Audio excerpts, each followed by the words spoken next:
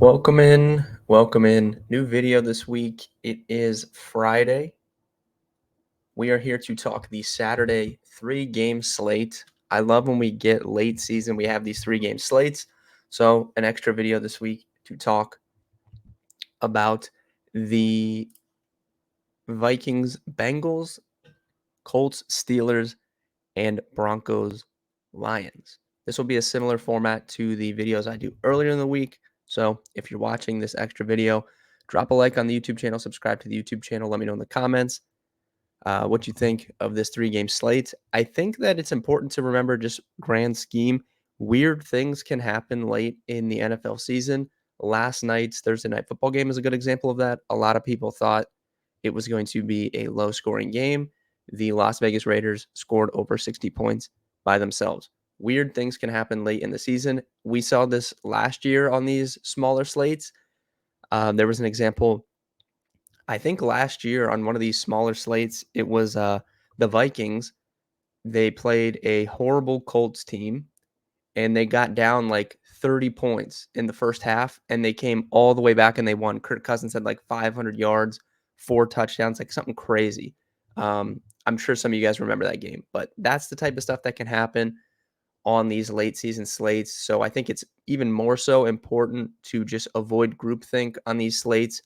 Think for yourself and, don't just play what everyone else is playing. Try and be a little bit different on these 3-game slates.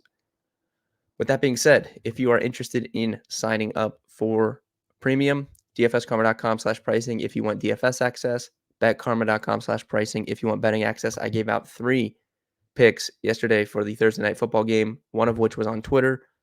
Alex Erickson, 17-1, anytime touchdown that hit. Jacoby Myers plus 350, anytime touchdown that hit. And Zamir White plus 150, anytime touchdown that hit as well. So it was a good night for us in premium.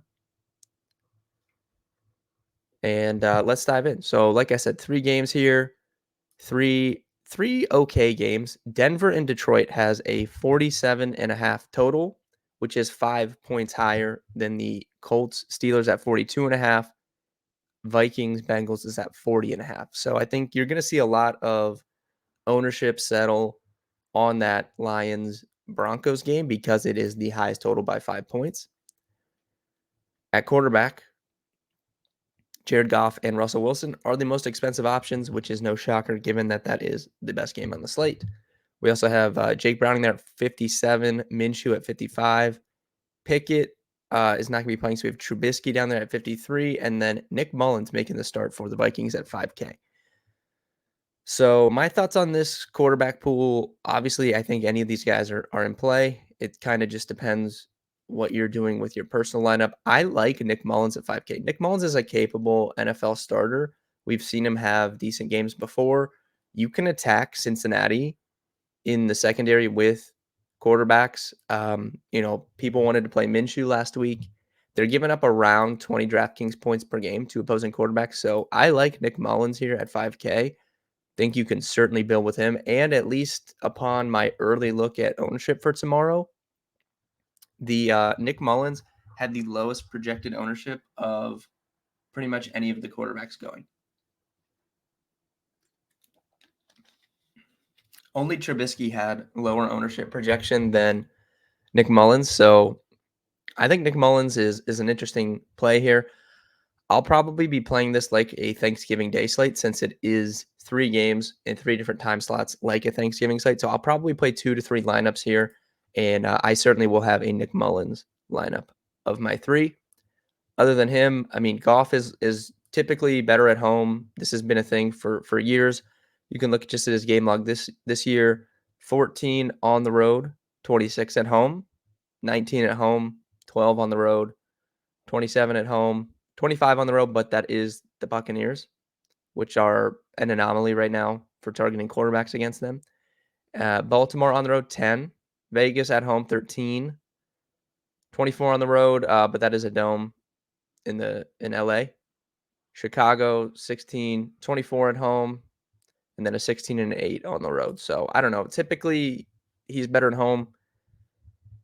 I think he's okay, but he is the most expensive quarterback on the slate.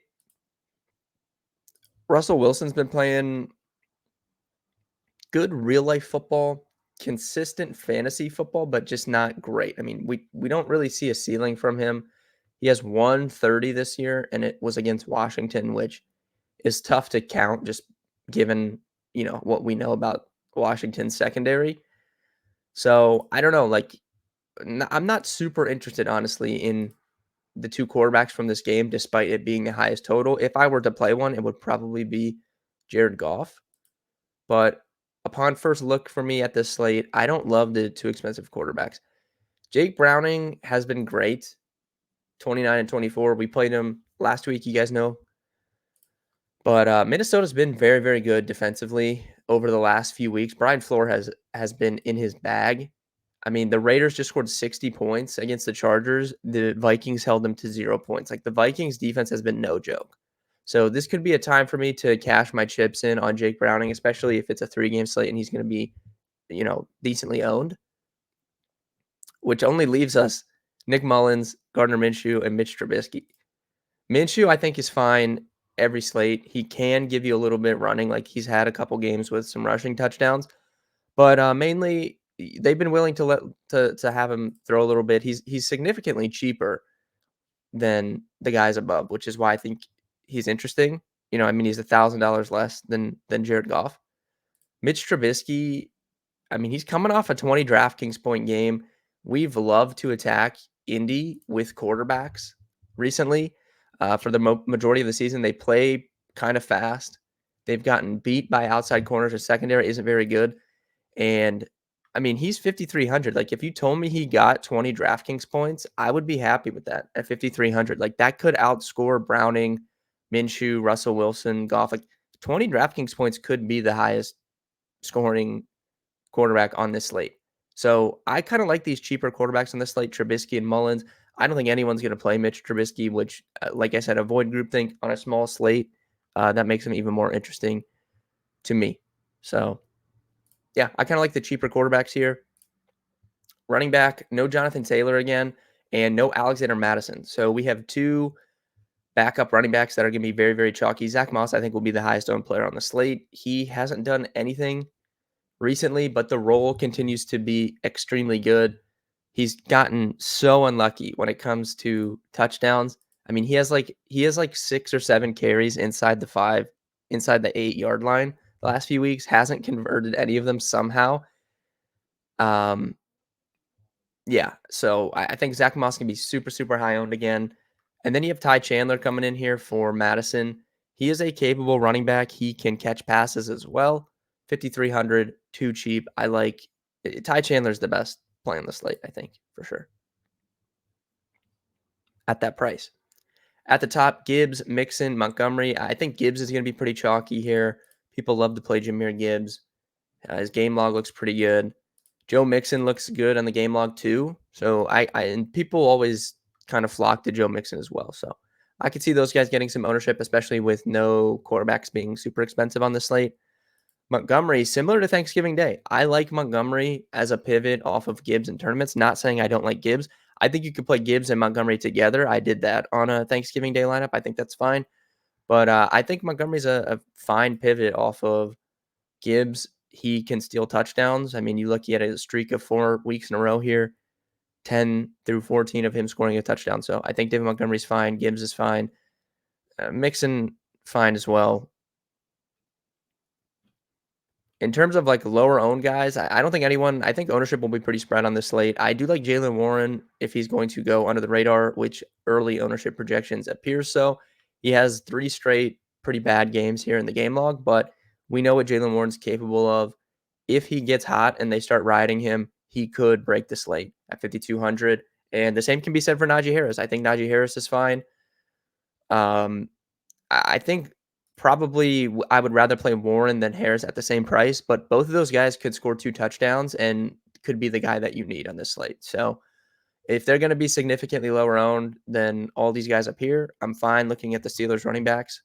But overall, for me, love Ty Chandler at 53. Either the Detroit guys I think are great plays. Zach Moss, I think, is going to be pretty high owned. Chase Brown, I wonder what people are going to do with this. He has seen a roll increase. I mean, we can't expect him to catch a 70-yard touchdown again, but he's had 9 and 8 carries the last 2 games, which is the same amount, almost as Jaylen Warren, 9 and 7, and he's 4,800. They've been willing to bring him in and throw him the ball. So Chase Brown, if you're playing larger field stuff, maybe could be worth a look for a dart play. Receiver, there's some good receivers on this slate. Jefferson, St. Brown, Chase, Pittman, Sutton, all top here. Pretty good plays. Jefferson, I think he'll be good to go here and play in this game. If for some reason Justin Jefferson does not play in this game, then we can really start looking at these, Nick Mullins with Addison, stuff like that. But for now, I'm going to assume that he's in. St. Brown, I think, will be probably the highest owned play here just because of the total on the game. I guess between Chase and St. Brown for highest owned guys. Both are fine plays. Sutton is fine. Pittman, all these guys are fine, but nothing really sticks out as I really want to play it. George Pickens to me is just way too cheap here against a team that we love to target outside receivers against. They struggle with deep balls, which they like to throw. So Pickens at 4,800 really sticks out to me here. So I could see myself playing some Trubisky with George Pickens. I could really see that. Ty Chandler at running back. You can put in, say Gibbs at running back too.